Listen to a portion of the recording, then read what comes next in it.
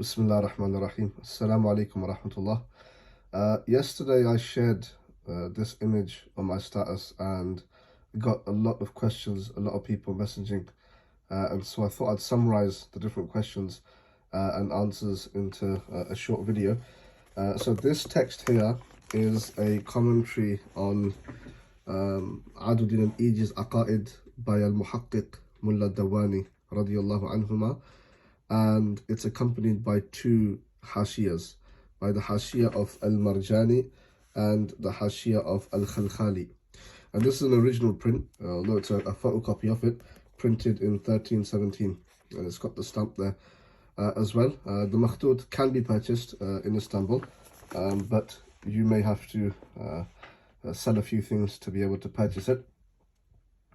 Nevertheless, this text is extremely important. I shared it because I was highlighting a single example of how Sufism, Falsafa and Kalam begin to merge within the Ottoman tradition and also the subcontinental tradition.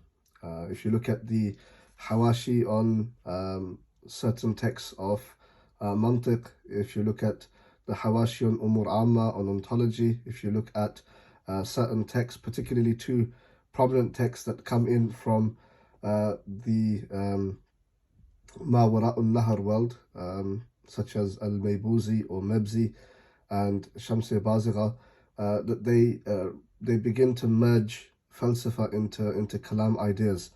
And a lot of Sufism is used particularly in epistemology. And that was the example that I was giving here, where the discussion of al-kashf is used when dealing with the sifat of Allah subhanahu wa ta'ala. Now this text is important. So here in this top box, you have the commentary on Mullah Dawani on the Aqaid of Aduddin al-Iji. Of course, Aduddin al-Iji is probably one of the greatest post-classical scholars. Largely all of the works that come after this period are commenting on him, or mutun are written to preserve his positions. So Giorgiani is writing on Iji, Taftazani. They are all using the ideas, the discussions of Al-Iji, and you see many changes, even in trends within the Kalam tradition with Al-Iji. That's the top box here.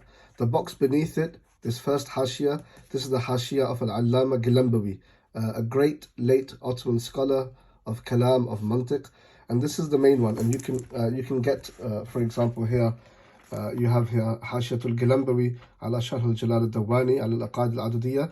So you can get it with just Gilambawi's hashia. Whereas the print that you get here in Istanbul and also the one that you get in Pakistan, it is accompanied with two further hashiyas.